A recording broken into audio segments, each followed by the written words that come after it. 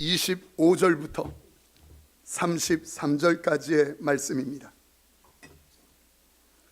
누가복음 2장 25절부터 33절 말씀 교독하겠습니다. 예루살렘에 시므온이라 하는 사람이 있으니 이 사람은 의롭고 경건하여 이스라엘의 위로를 기다리는 자라. 성령이 그 위에 계시더라. 그가 주의 그리스도를 보기 전에는 죽지 아니하리라 하는 성령의 지시를 받았더니 성령의 감동으로 성전에 들어가매 마침 부모가 율법의 관례대로 행하고자 하여 그 아기 예수를 데리고 오는지라. 시므온이 아기를 안고 하나님을 찬송하여 이르되 주제여, 이제는 말씀하신 대로 종을 평안히 놓아주시는도다. 내 눈이 주의 구원을 보았사오니 이는 만민 앞에 예비하신 것이요 이방을 비추는 빛이요 주의 백성 이스라엘의 영광이니이다 하니 함께요. 그의 부모가 그에 대한 말들을 놀랍게 여기더라. 아멘. 아멘.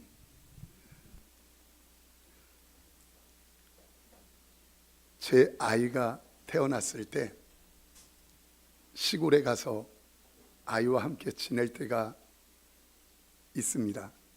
그러면 한 방을 택해서 그 아이를 이렇게 뉘어놓고 부모님과 함께 저와 제 아내는 이야기를 합니다. 그런데 한참 이야기를 하다 보면 아이가 자지러지게 막 웁니다. 왜냐하면 낯설지요, 캄캄하지요, 눈 떠보니까. 그때 제 아내가 쏜살같이 달려가서 딱 한마디 합니다. 엄마 여기 있어. 엄마 여기 있어. 그러고 품어주면 아이는 뚝 그치고 금방 평안하게 잠을 다시 잡니다. 성도님들 중에 혹시 험하게 사신 분 혹시 계실 것입니다. 여기 목사는 누구에게 쉽게 오픈하기 힘들 정도로 험하게 지금까지 살아왔습니다. 지금도 살아온 나를 누구에겐가 쉽게 오픈하기가 힘들어요. 그런데 그 힘들 때마다 하나님은 언제나 나 여기 있단다. 영용아 나 여기 있단다. 안아주시고 품어주시고 새로운 축복의 출발을 주셨습니다. 오늘 혹시 한 해를 마무리하는 이 즈음에 여러분들은 돌아보며 나는 왜 이렇게 안 되지? 난 왜 이렇게 막히지? 내 가정은 자녀는 왜 이렇게 힘들까? 혹시 마음이 지친 분 있습니까? 오늘 이 예배가 마치 아기 엄마가 아기를 안고 엄마 여기 있단다 하듯이 오늘 여러분들을 안고 나 여기 있어. 성도야 나 여기 있단다. 힘내라 하시는 새로운 축복의 출발의 예배가 되기를 소원합니다. 한 해가 저물어가는 지금 시점에 우리가 서 있습니다.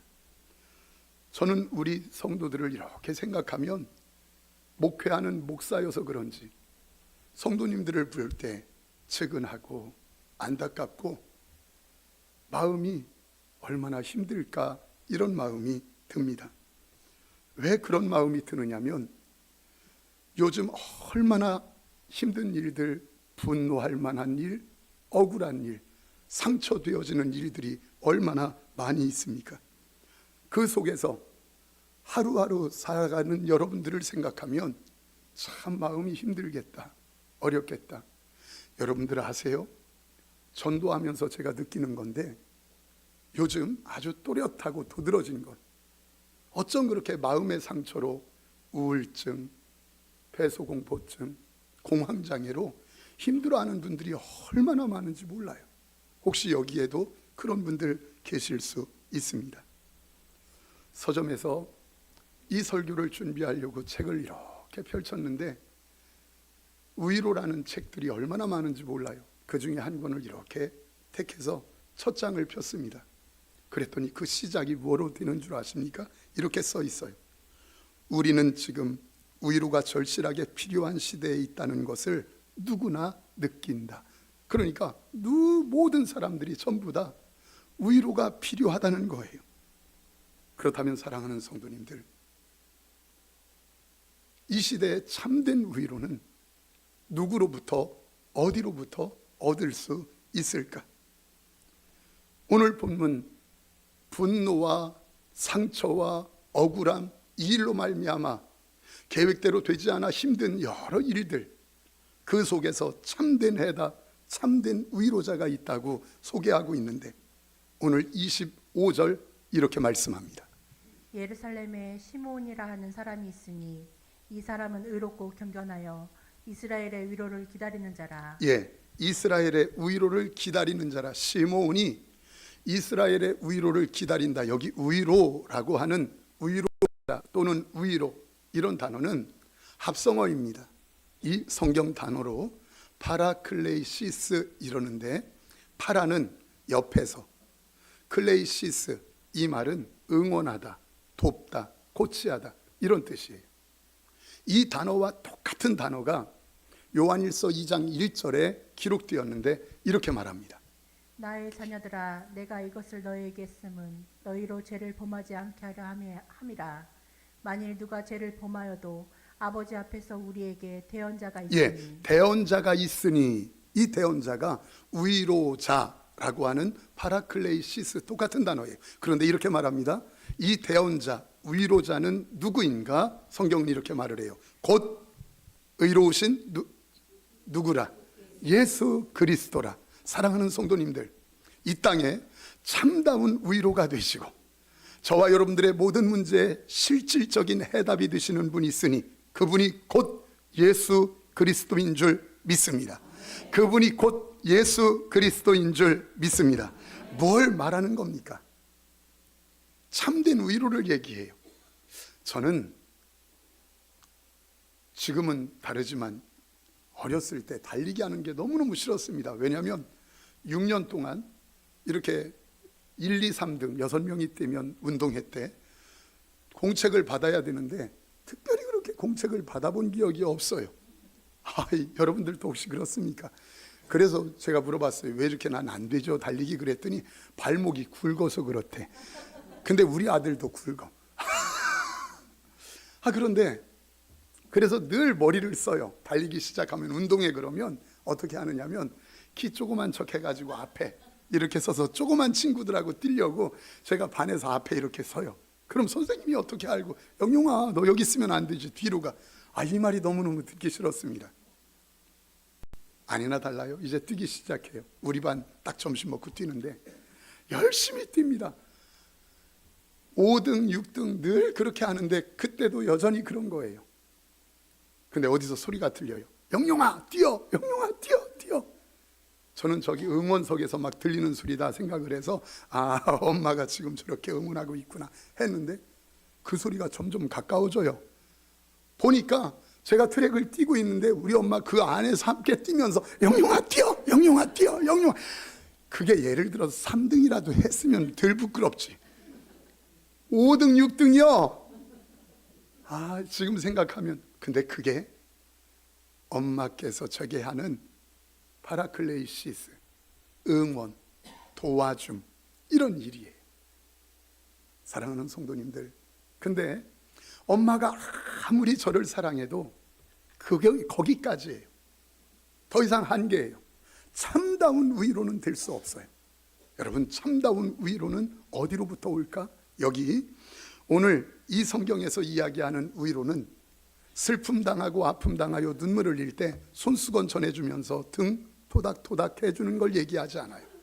성경에 말하는 근본적인 위로는 너가 왜 눈물을 흘리게 되었는지 그 근본을 이야기하고, 그 근본적인 문제의 해답이 너가 하나님을 떠났기 때문이야. 하나님과의 관계가 깨졌기 때문이야. 그래서 하나님께로 다시 돌아가야 돼 해서 예수 그리스도, 그분이 참다운 위로자라고 전해주는, 참다운 위로는 오직 예수 그리스도인 줄 믿습니다.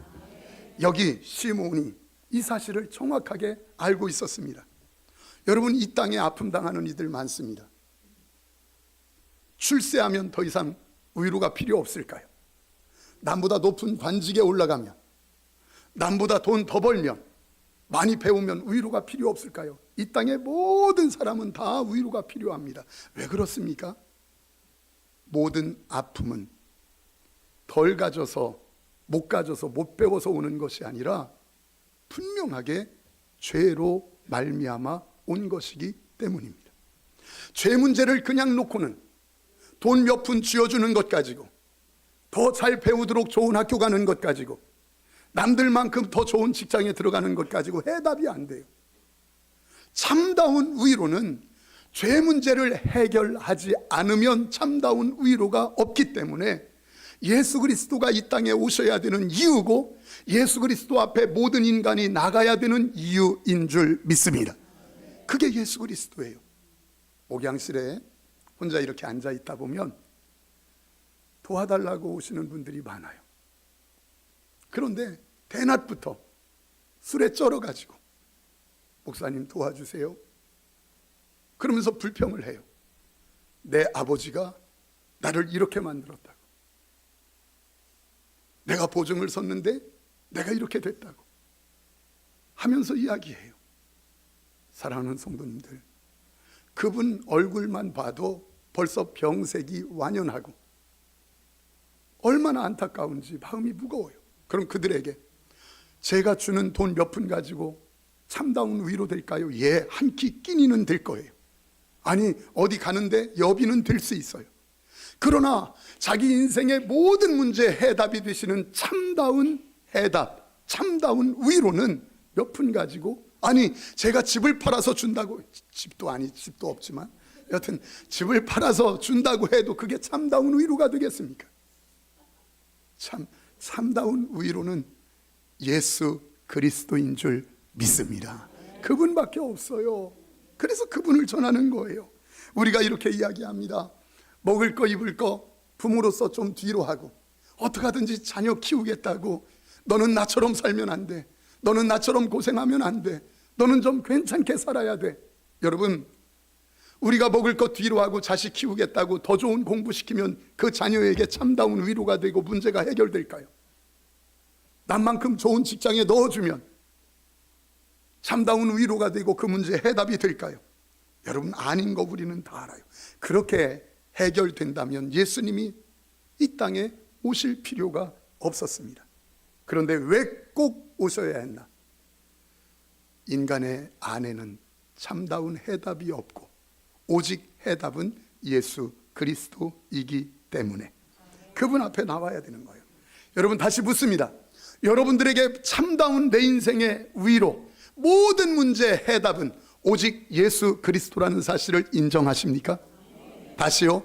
아멘하고 그냥 지나가지 말고 다시, 여러분들의 인생의 참다운 문제의 해답은 오직 예수 그리스도라는 사실을 인정하십니까? 인정하십니까? 좋아요. 자, 그렇다면 이제 제가 질문하는 것에 아주 또이또이하게 큰 소리로 대답하시는 거예요. 자, 보겠습니다. 여러분들의 인생의 구원자는 누구십니까? 왜 이쪽은 고요한 밤입니까? 다시. 여러분들의 인생의 구원자는 누구십니까? 이제까지 여러분들의 가정의 인도자는 누구십니까? 여러분들의 인생의 생사화복의 주관자는 누구십니까? 2023년 여기까지 인도하시는 분은 누구십니까? 2024년 새해 인도하실 분은 누구십니까? 여러분들의 자녀를 세워주실 분은 누구십니까? 예수 그리스도 고백만 해도 얼굴이 환해져. 옆 사람 봐봐, 나 보이지? 환해져요. 진짜 여러분들은 예수 그리스도 그분이 인도자요, 해결자요, 해답이라는 사실 인정하시는 거지요. 그런데 그렇게 고백하는데 인생 중에 실제적으로 그 예수 그리스도의 역사가 누려지는 사람은 많지 않은 걸 봐요. 목회하는 목사로서 마음이 아픈 것이 예수 그리스도라고 고백은 다 하는데 신기하게 그 예수 그리스도가 누려지는 삶이 많지 않은 것을 보게 돼요.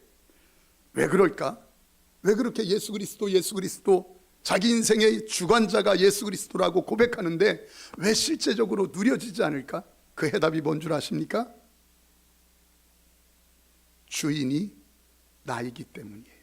내가 주인이기 때문이에요.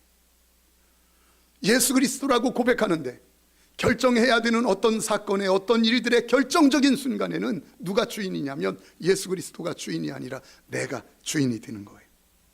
교회 다니는 사람들은 많은데 실제적으로 그 인생 중에 하나님의 응답의 역사가 축복으로 실제적으로 누려지는 사람은 많이 없다는 거예요.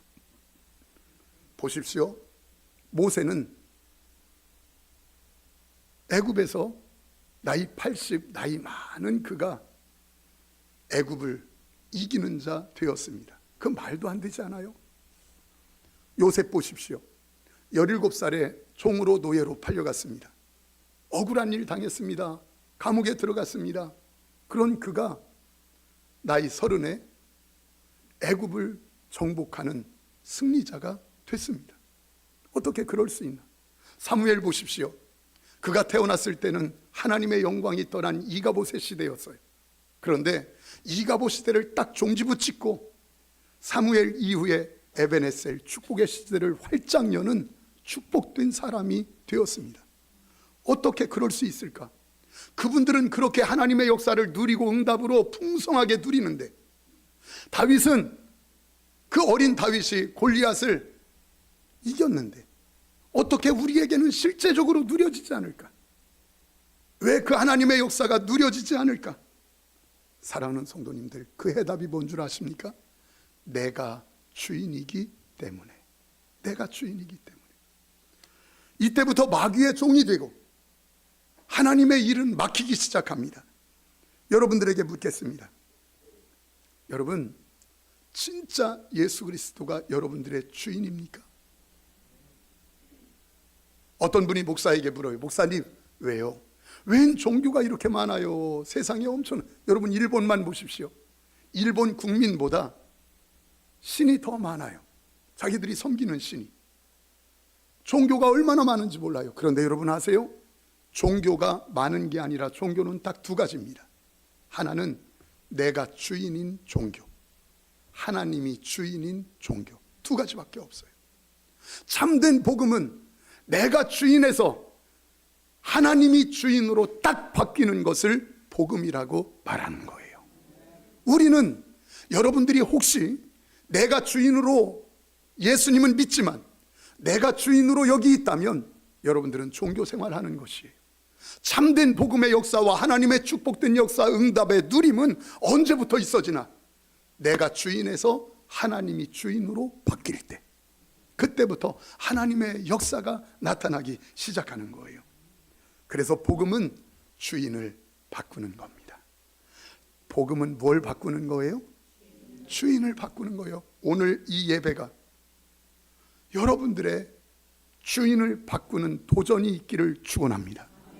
나의 주인을 바꿀 때부터 하나님이 역사하셔요. 여러분, 마태복음 28장 18절 말씀 이렇게 말씀하셔요. 예수께서 나와 말씀하여 이르시되 하늘과 땅의 모든 권세를 내게 주셨으니. 예수님께서 우리에게 하시는 말씀이에요. 하늘과 땅의 모든 권세를 하나님 아버지가 내게 주셨으니, 이 말씀이 무슨 말입니까? 무능한 너로 너의 주인을 삼지 말고 하늘과 땅의 모든 권세를 가지신 예수 그리스도로 주인 삼으라. 다시요, 무능한 너, 연약한 너, 그렇게 부족한 너로 너의 주인 삼지 말고 전능하사 천지를 만드시고 하늘과 땅의 모든 권세를 가지신 예수 그리스도로 너의 주인을 삼으라. 지금 이 말씀하고 있는 것이에요. 여러분, 이 메시지 못 알아들으면 큰일 납니다. 딱 하늘과 땅의 모든 권세를 가지신 예수 그리스도, 그분이 나의 주인으로 바뀌기만 하면, 주인이 바뀌는 그날 하나님의 커다란 역사들이 나타나기 시작합니다. 이제까지는 길이 나를 방해했어요. 직장이 나를 돕는 게 아니라 나를 방해했어요. 만나는 사람들이 나를 힘들게 하고 방해했어요. 내 가정이 나를 방해하는 것 같았어요. 그런데 그 예수 그리스도, 하늘과 땅의 권세를 가지신 그분을 딱 주인으로 삼으면 그분이 온 땅의 주인이기 때문에 온 땅이 나를 돕기 시작한다. 그때부터 사람들이 나를 돕기 시작한다. 그때부터 길이 나를 돕기 시작한다. 여러분, 창세기 3장 15절 여자의 후손이 뱀의 머리를 박살내는 역사가 그때부터 나타나요. 동정녀 마리아로 예수 그리스도가 태어나는, 여러분 어떻게 동정녀가, 처녀가 아이를 낳습니까? 그런데 상상하지도 못할 그 역사들이 딱 예수 그리스도가 주인이 될 때부터 나타나기 시작해요. 여러분들의 가정의 일터의 자녀들에게. 앞으로 어떻게 살까? 내 노후는 어떻게 되지? 내가 병 걸리면 어떡하지? 내 자녀들은 어떻게 살까? 혹시 고민하는 분 있습니까? 나는 앞으로 어떻게 될까? 혹시 염려하는 분 있습니까? 여러분들이 주인이면 염려하세요. 여러분들이 주인이면 염려하세요.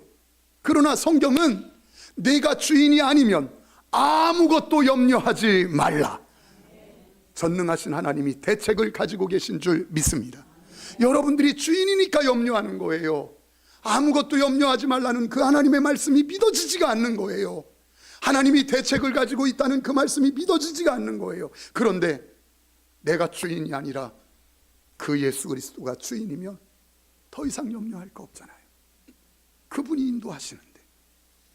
사랑하는 성도님들, 아시다시피 노예로 끌려갔던 요셉이 나이 30에 17년 만에 총리가 되었습니다. 애굽을 이긴 것이에요. 여러분 아시다시피 나이 80인 모세가 그렇게 애굽을 점령했어요. 고기 잡는데 비린내 나는 어부, 그가 시대를 변화시키는 사람이 되었어요. 그가 누구지요? 베드로. 죄수였던 바울이 로마를 정복했어요. 어떻게 그럴 수 있어요? 조지 뮬러, 그가 5만 번 기도 응답을 받고 고아들을 살리는, 시대를 세우는 사람이 됐어요. 허드슨 테일러, 그렇게 실패했던 링컨, 그런데 그가 가장 존경받는 인물이 되었어요. 어떻게 그렇게 쓰임받을 수 있었습니까? 어떻게 그들은 하나님의 역사를 그렇게 누렸습니까? 해답은 딱 하나예요. 주인이 바뀌었기 때문에. 무엇이 바뀌었기 때문에? 주인이 나에서 전능하사 천지를 만드신 예수 그리스도로 바뀌고 나니 하나님의 역사가 가감없이 자기를 향하여 통하여서 나타나더라, 이 말이에요. 실제 여러분들 삶에 여러분들의 주인은 누구입니까? 딱 주인이 바뀌면 발 닿는 현장, 손대는 일들마다 하나님의 증거가 나타날 것입니다. 그런데 죄송해요, 주인이 바뀌지 않는 한, 죄송합니다, 여러분들의 일터, 여러분들의 경제는 더 이상 가망이 없어요. 죄송해요, 다시, 주인이 바뀌지 않는 한 여러분들의 가정, 여러분들의 사업, 여러분들의 일터는 더 이상, 죄송해요, 가망이 없어요. 왜요? 주인이 바뀔 때에야 하나님이 일하시기 때문에. 하나님이 일하시기 때문에. 여러분 아브라함 보세요. 아브라함이 창세기 12장에서 아브라함아, 너 본토 친척 아비집 떠나라. 그래서 떠났어요. 순종하며 나왔어요. 근데 일이 될 듯 하며 계속 막혀요. 아브라함이 계속 막혀요. 왜 막히지? 그런데 놀라운 거 아세요? 창세기 13장 처음 하나님께 제단을 쌓고 하나님 앞에 예배하며 주인이 바뀌었어요. 아브라함에게서 하나님으로 딱 주인이 바뀌고 나니까 그때부터 축복의 근원으로 살게 된 줄 믿습니다. 이게 하나님의 일하심이에요. 그뿐입니까? 40년 동안 애굽 최고의 학벌, 애굽에서 왕궁에서 배웠어요. 그런데 그가 하는 일이라고는 적들 둘 주먹으로 쳐서 죽이는 일이 전부였어요. 안 돼요. 길이 열리지 않아요. 막혀요. 그런 그가 호렙산에서 떨기나무 하나님을 만났어요. 그리고는 신발을 벗었어요. 자기가 주인에서 이제는 하나님이 주인으로 바뀐 거예요. 그때부터 하나님이 모세를 통하여 엄청난 역사를 나타낸 줄 믿습니다. 주인이 바뀐 모세가 가니 홍해가 갈라졌다. 주인이 바뀐 모세가 가니 만나와 메추라기가 내린 줄 믿습니다. 주인이 바뀐 모세가 가니 불기둥과 구름기둥이 역사한 줄 믿습니다. 주인이 바뀐 모세가 손을 드니까 하늘의 권세가 임한 줄 믿습니다. 이 역사가 지금도 누구에게 나타나나? 주인이 바뀐 사람에게. 아무나가 아니에요. 주인이 바뀐 사람에게. 주인이 바뀐 사람. 사랑하는 성도님들, 어느 날 다윗이 주인이 바뀌었습니다. 그랬더니 그가 고백합니다. 여호와는 나의 목자시니 주인이니 여호와는 나의 주인이니 내게. 어떻게 그렇게 고백해요? 그때가 어느 때인데, 아들이 반역을 일으킨 때인데. 주인이 바뀌니까 환경과 상관없이 내가 부족함이 없습니다. 왜? 모든 천지 만물의 주인이 나의 주인인데. 얼마나 멋져요. 오늘 여러분 주인 바꾸는 날 되기를 축원합니다. 오늘 주인 바꾸는 날 되기를 축원합니다. 여러분, 그게 한 번 가지고 안 돼요. 또 도전하고 또 도전하고 내가 주인 바꾸리라. 사건마다 어떤 결정할 일마다 내가 주인을 바꿔야지, 바꿔야지, 바꿔야지. 주인이 완전히 바뀌기를 축복합니다. 여기 신앙은 본래 도전이에요. 저는 이 도전이라는 단어가 이렇게 마음에 있을 때마다, 또 이렇게 읽혀질 때마다 한 가지 생각나는 일화가 있어요. 여러분, 제가 아들이 하나 있고 딸이 하나 있습니다. 근데 아주 어릴 때 자전거를 타잖아요. 아들도 4발 자전거, 딸도 4발. 그러다가 아들이 이제 크니까 2발 자전거로 해서 옆에 뗐어요. 그거 타는 거예요. 근데 그거 지 오빠 그렇게 하는 걸 보면서 자기도 떼달래요. 막 떼달래. 근데 안 돼. 왜냐하면 너는 다쳐. 안 돼. 근데 그놈의 가장 원하는 건 뭐냐면 지 오빠 이겨먹는 거. 아이고 죄송합니다. 그런데 그게 늘 그 마음이었어요. 그러니까 무조건 떼달라는 거예요. 안 돼, 너 다쳐. 안 돼. 이 아빠는 안 된다고 하는데 떼달래요. 그래서 할 수 없이 떼줬어요. 이제 2발 자전거 됐어요. 밖에 나가더니 넘어지는데 이제 타요. 제가 생생하게 기억합니다. 처음 타고 제 앞으로 달려오면서 페달을 밟으며 2발 자전거지요? 하는 말. 아빠, 나 탔어. 절대 기쁨. 와, 세상에. 저는요, 그 아이 보면서 조금만 더 타면 승천하겠다. 쟤 큰일 나겠다. 아이 승천할까 염려했다니까요. 와, 여러분, 이게 도전의 기쁨이에요. 도전하면 성취할 때 얼마나 기쁨이 있는 줄 아세요? 여러분, 오늘 이 예배가 예배 이전과 이후 주인이 다른 여러분들 되시기를 축원합니다. 오늘 말씀 이전에는 내가 주인이었지만, 내 가정의 내 주인, 내 일터에 내 자녀들의 내가 주인이었지만, 오늘 이 예배 이 말씀 이후에 여러분들의 주인은 예수 그리스도 되기를 축원합니다. 우리 찬양하자.